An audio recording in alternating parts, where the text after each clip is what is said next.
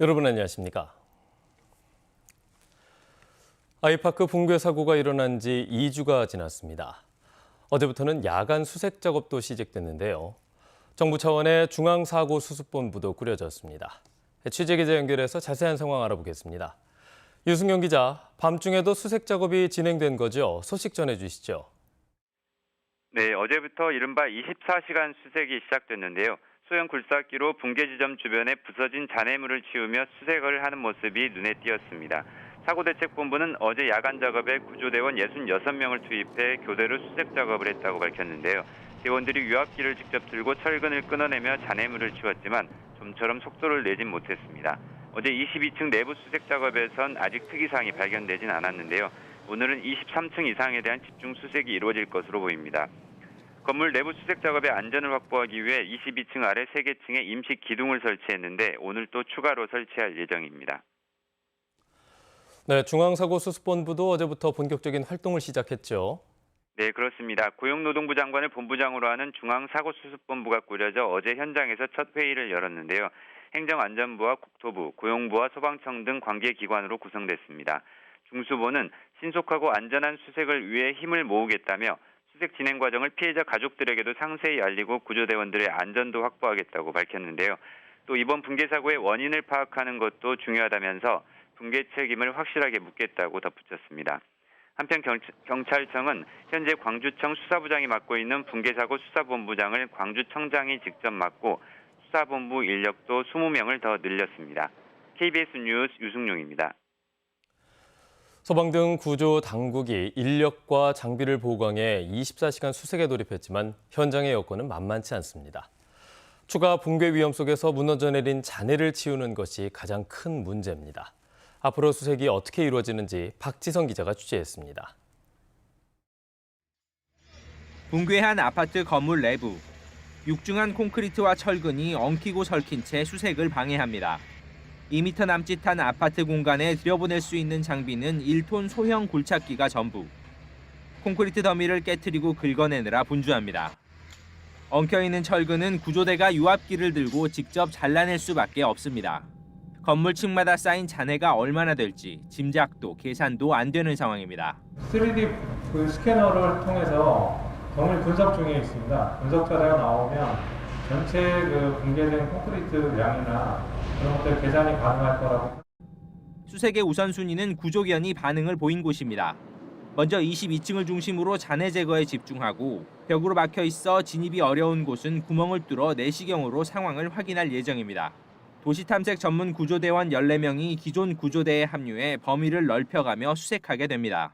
27층은 지금 현재 우리 인명 구조견하고 우리 대원들이 탐색을 원활하게 할 수 있도록 진출 능력을 좀 확보 중에 있습니다. 시공사인 현대산업개발은 구조대 투입에 맞춰 잔해물을 치우는 작업조를 교대 배치할 계획입니다.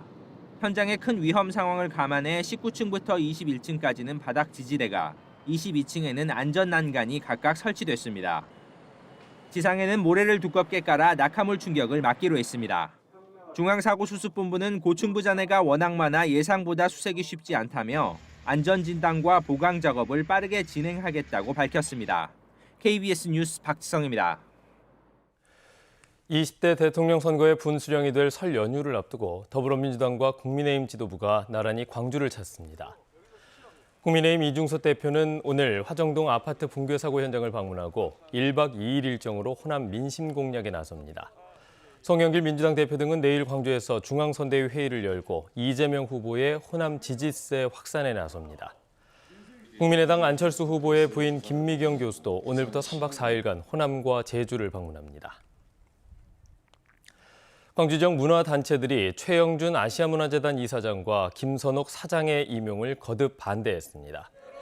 한국예총 광주시 연합회 등 12개 단체는 어제 기자회견을 열고 임명 과정에서 지켜야 할 이사회 설립 등 정관에 명시된 기본적 절차도 무시했다며 이는 문화전당의 운영 정상화를 바라는 지역사회의 염원을 무시하는 행태라고 비판했습니다. 이들은 또 이번 인사와 관련해 문체부가 누구와 협의했고 누가 추천했는지 반드시 해명해야 한다면서 문체부 장관 면담 신청을 즉각 수용할 것을 촉구했습니다. 광주형 일자리 기업인 광주 글로벌모터스가 지난해부터 신입사원 채용과 함께 첫 차량인 캐스퍼를 생산하면서 좋은 반응을 얻고 있습니다. 이런 가운데 노사민정협의회가 양산에 들어간 이후 첫 임금 인상안을 의결했습니다. 지난해 물가 상승률을 반영한 2.5% 인상을 제시했습니다. 보도에 최혜진 기자입니다. 직원 550여 명이 경형 SUV인 캐스퍼를 생산하고 있는 광주 글로벌모터스 GGM. 노사민정협의회가 차량 양산 이후 올해 1월부터 적용되는 첫 임금 인상안을 의결했습니다. 협의회는 지난해 소비자 물가 상승률을 반영한 2.5% 임금 인상안을 GGM에 제시했습니다. 협의회가 기준을 제시하면 법인은 이를 준수한다는 3년 전 광주시와 현대차 협약에 따른 겁니다.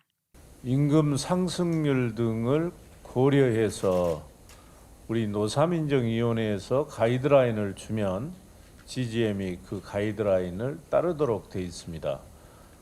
노사민정협의회가 최종 임금 인상 기준을 제시했지만 사전 실무 협의는 쉽지 않았습니다.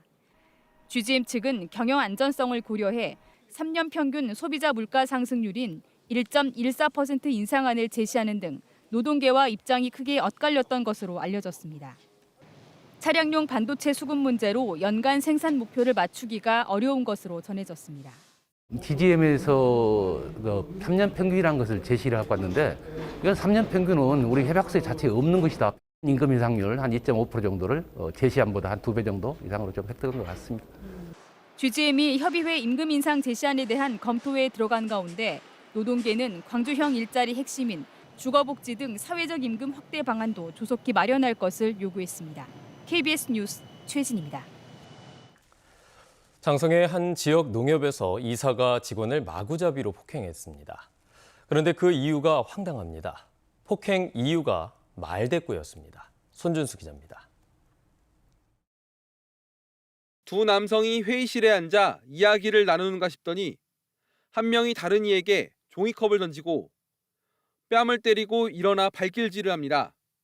다른 사람들이 와서 말리자 이번엔 화분을 들어 위협합니다. 뛰어들어와서 제가 말겠죠. 다른 직원들이 여기서 말리는 과정에 아마 그런 일차적인 그런 가해가 있지 않았나 이렇게 생각을 합니다. 때린 사람은 장성의 한 농협이사, 맞은 사람은 직원입니다.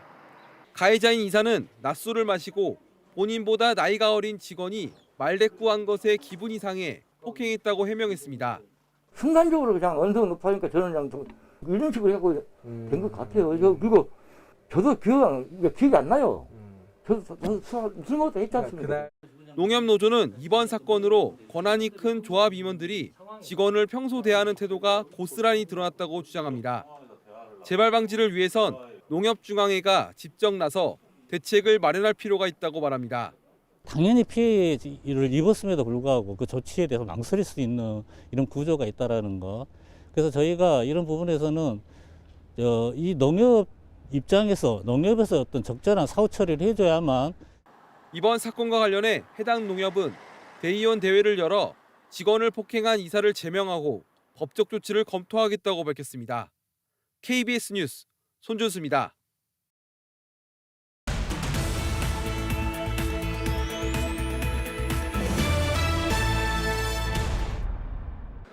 순천시가 미국과 중국, 일본 등 6개국에서 출품한 흑두루미 사진 360점 가운데 수상작으로 선정된 사진 49점을 순천만 흑두루미 국제사진 공모전 수상작 전시회를 통해 3월까지 시민들에게 선보입니다. 흑두루미 사진전은 어제부터 다음 달 6일까지는 순천문화건강센터에서, 다음 달 7일부터 3월 31일까지는 순천만 자연생태관에서 진행됩니다. 화순군이 올해 4억 4,700만 원을 들여 농민들에게 빌려줄 트랙터와 관리기 등 농기계 32대를 구입합니다. 화순군은 지난해 농기계를 6,800여 차례 농민들에게 빌려줘 생산비를 절감하고 코로나19 상황을 감안해 임대료의 절반인 8,900만 원을 감면해줬습니다. 구례군이 65세 이상 고령 농민에게 고품질 감을 생산할 수 있도록 감나무 전정 지원단을 운영합니다.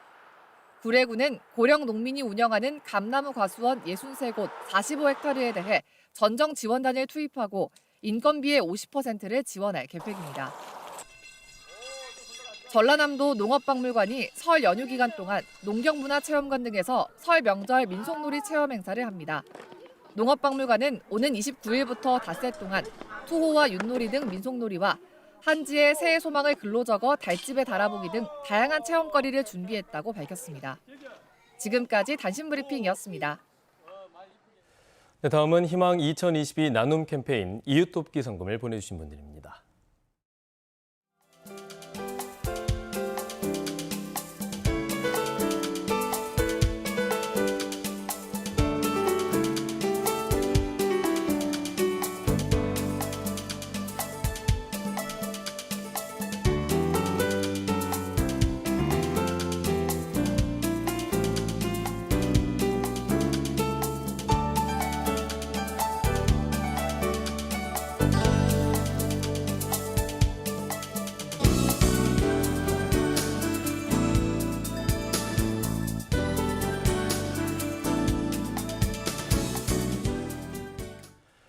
올 하반기 착공 예정인 광주도시철도 2호선 2단계 사업의 예비 타당성 재조사가 면제됐습니다.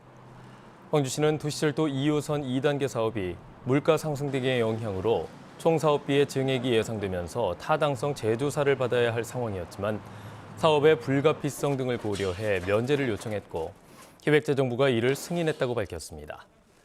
광주시는 다만 총 사업비 증액의 규모에 대해서는 한국개발연구원과 협의해서 결정하기로 했다고 설명했습니다. 도시철도 2호선 2단계 구간의 기존 총 사업비는 2조 2,100억 원 규모입니다. 코로나19 고위험군이 아니면 PCR 검사가 아닌 자가검사 키트로 검사하도록 내일부터 검사 방식이 바뀌는 가운데 광주시청의 선별검사소도 이에 포함됐습니다.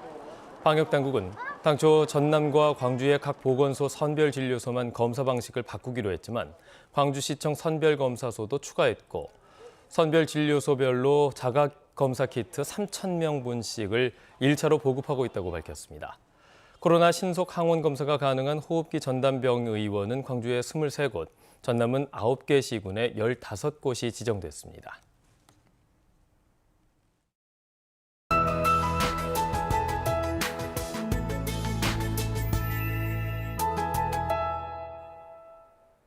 오늘은 작은 우산 챙기시면 좋겠습니다. 북쪽을 지나는 기압골의 영향으로 곳곳에 비가 내리겠는데요. 현재 서해안을 중심으로 비가 시작이 됐고요. 아침이면 광주 전남 전 지역으로 확대가 되겠습니다. 비는 퇴근길 무렵까지 내리다 그치겠습니다. 양이 1mm 안팎으로 적겠지만 특히 전남 북동부 지역은 오전에 기온이 낮기 때문에 눈으로 내릴 수도 있겠습니다. 교통안전에 각별히 주의하셔야겠습니다. 포근해진 틈을 타 다시 공기는 탁해졌습니다. 오늘도 광주는 초미세먼지 농도 나쁨 단계 예상되는데요. 한동안 대기질이 좋지 못할 것으로 예상되니까요. 호흡기 관리 잘 하셔야겠습니다. 다음은 자세한 지역별 날씨입니다. 아침 기온 광주가 5도, 장성과 영광 4도로 어제보다는 3에서 7도가량 높게 시작하고 있고요. 한낮 기온 7도 안팎까지 올라 비교적 포근하겠습니다. 여수와 구례의 낮 최고 기온 7도, 곡성 6도로 어제보다는 1에서 5도가량 낮겠습니다. 목포의 낮 최고 기온 6도, 영암 8도, 진도 7도까지 오르겠고요. 신안을 비롯한 그 외 도서 지역은 6도에서 8도가 예상됩니다. 바다의 물결은 남해서부 먼바다에서 최고 2.5m로 다소 높겠습니다. 당분간 구름이 많이 끼겠고요. 많이 춥지는 않겠습니다. 날씨였습니다. 뉴스를 마칩니다. 여러분 고맙습니다.